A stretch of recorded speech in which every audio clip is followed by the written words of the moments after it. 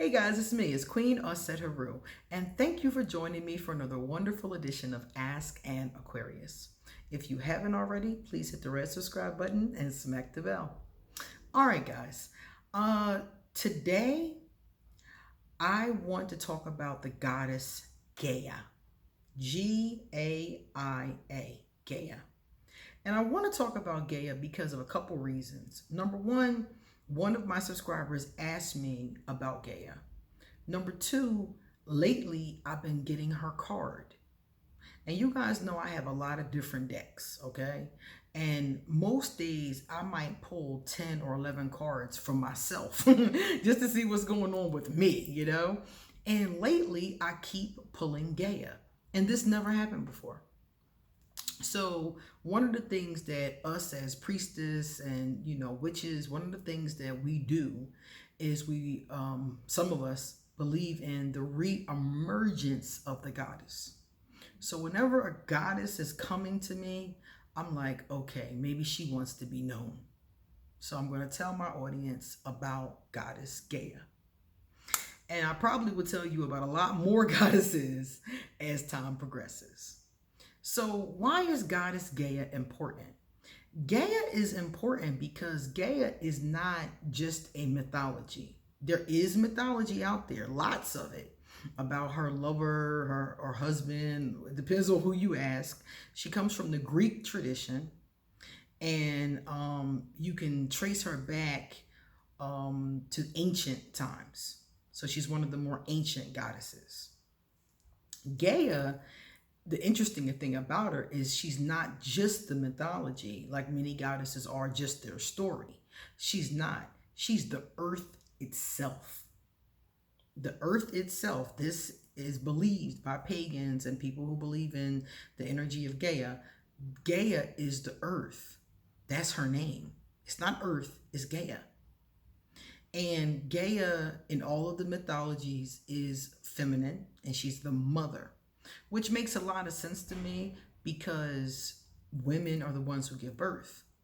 We're the ones who have the babies, and we produce milk and food for the babies the same way that the earth produces food and takes care of us, her babies. So all the way back during Greek times, that was the prevalent belief, was that the earth was this entity, this goddess, this all-giving, all-knowing goddess. Okay? So that's the most interesting part about it to me, because again, as pagans, one of the things we're supposed to do, besides just the reemergence of the old ways, we're also supposed to take care of the earth. It's our home, it's our mother, it's our Gaia. So we're supposed to take care of the earth. We're supposed to recycle. We're supposed to take care of the creatures of the earth. We're supposed to make sure that the wildlife is protected. We're supposed to pick up trash and recycle. We're supposed to, use herbs and plant medicine and oils and crystals and stuff like that. That's why you see so many witches and shaman and priestesses using things like that, because there is supposed to be an interdependence between those of us here, and not just the witches and the shamans and the priestesses. All of us really are supposed to be stewards of the earth. But those of us who are in the magical traditions, we are supposed to make sure that we're doing those things and encouraging those things, because a lot of people have forgot. A lot of our traditions don't teach this anymore. They don't talk to us about it anymore. That's why it's one of those ancient traditions that we are charged with bringing back to the forefront. Right now, especially if you think about the earth is in sad shape. Mother will always replenish herself. She'll reset herself. She'll destroy this whole planet if she has to to get herself back right. That's the thing that human beings don't understand. We are not the only show in town. Mother can destroy this entire thing and create new beings if she wants to. That's how powerful Gaia is. Gaia is creation, but Gaia is also destruction. But it's destruction to create. not just to mess things up or just to destroy.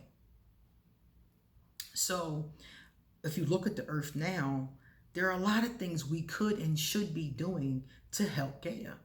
We should be recycling. We should not be cutting down all the trees. I was just recently reading the story that there was this great fire going on. I think it was like in the Amazon or something like that. And they were talking about how important these trees are to the whole planet. Like these trees are literally the lungs of Gaia. And without her lungs, if Gaia dies, we all die.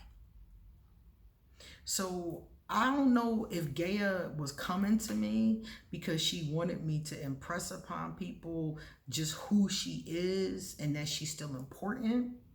But I do know for a fact that we have to take her more important, because if we expect our grandchildren and great-grandchildren to have a planet to live on, we have to do better now. And this is something that I never thought about until I came into the pagan tradition. I never thought about any of this. They didn't talk to us about this in church. And if they did, I didn't hear it, you know? But now I'm looking, like I notice it. I notice plastic all the time. I notice how much of it we use and throw away. I notice if something is biodegradable or not. I notice if something is harmful to the environment, if we flush it down the toilet or send it down the sink. I notice these things now. I notice things, animals, different kinds of animals going extinct, problems with bees, things like that. These are things I never would have noticed before. But now I know these things are important because on a macro level, we can't survive without Gaia. We could all get in a rocket ship and we can go to the moon, we can go to Mars, but without Gaia, we won't be able to sustain being anywhere else. We need her. And there's an interconnectedness that I was talking about before. You know, we need her. She doesn't really need us as much, but it will be helpful if we don't pollute, if we don't mess her up. That's really what she needs from us. She needs us not to harm her. She needs us to think more about the fact that this entity, we're living in her, we're living on her, we're living off her. And we have to think more about that. Let me tell you a little bit more about Gaia's story, okay? Gaia is said to be Mother Nature. That's why we call her Mother Nature, because it's our mother. And it says here that ancient Greek goddess Gaia is our beautiful, sentient Mother Earth. Plants, animals, and human beings are connected to her, and she is our home. She lives and recycles naturally according to universal law. Humans are the blessed custodians of her well-being. She is a mother of all. She gave birth to the ancient Titans and Cyclops. Gaia is often symbolized by the womb and spirals. The Sanskrit symbol, representative of the mother of all sounds and that which sustains all, is often associated in contemporary culture with Gaia. She speaks to us through nature. So if you want to be able to help Gaia, which I hope that you do, I hope that you want to help Gaia and help us, help her, help us. It says here, be good to nature, you know, look out for the ecosystem, conserve, recycle, care for nature, do some gardening. I got a few plants. I never had plants before, and I've been over the past like 7 years keeping plants. Get into organic agriculture, the parks, you know, make sure the parks are good, maybe donate a tree or something like that. These are the kind of things that can help in the natural world. Because what they're saying to me is that Many of us have become out of touch with nature, which is very true. Obsessed with development and progress and building things, industrialization, urbanization, things are going extinct, like I talked about the animals. Ecosystems, entire ecosystems are being destroyed. There's toxins and chemicals in our water, in our air, in our food. Our natural resources are being wasted and are dwindling down. And we're just not noticing. We're moving on like there's never, like there's no tomorrow, we're just moving on like it's going to go on this way forever, and it's not. Pesticides and pollution and mindless consumption are other things that are going on that are problematic to Gaia. So in this video, I just wanted to tell you who Gaia is, and I wanted to remind you that regardless of your spiritual system, regardless of your mythology, if you believe in God, as if you don't believe in God, if you, whatever the case is, the one thing we can all agree on is that we live here. We all live here. Unless you have a rocket ship in your backyard, we all live here. And even if you got a ship, you got to come back here for supplies. So I want to encourage you to give Gaia some love. Buy some plants, do some recycling. Most cities in the United States that I have been to do the recycling program. Make sure that you're keeping up with that. Maybe do some gardening. Like I said earlier about, donating. Sometimes they do certain like little organizations or little events where they plant trees. That's very helpful to Gaia. Get involved with letter writing campaigns and things like that. I'm not a vegan, and I'm never going to be. And I'm not going to pretend to you that I'm going to.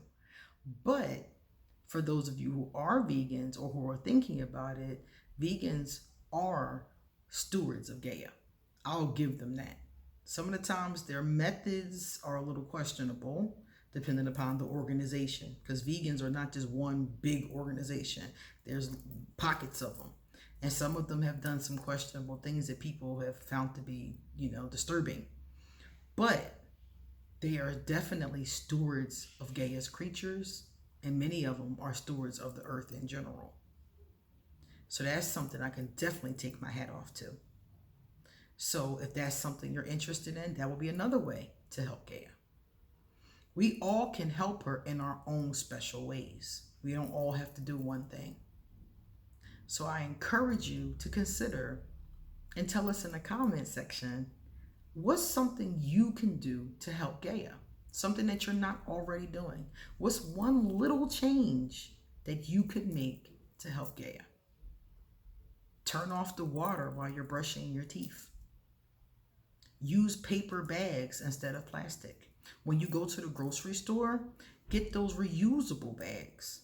I have like 10 of them, and they're much more convenient because you can get more groceries into one bag. So you might come back with 10 plastic bags, but only 3 or 4 of those reusable bags. So I encourage you. Or maybe you could volunteer at an animal shelter. There's so many ways to help Gaia and her creatures. Another way that people often overlook is helping people. People are one of Gaia's greatest creations.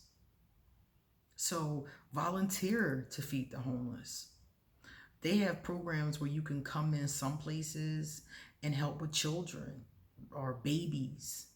I've seen different programs for nonprofits that do things like that. So look at Gaia, look at her creatures, and look at ways, one way, 2 ways, maybe a couple ways that you can help her. Because the more you help Gaia, the more she'll be there for you. It's an interconnectedness that helps us all. Okay? I love you, Mother Gaia. Thank you for coming to me.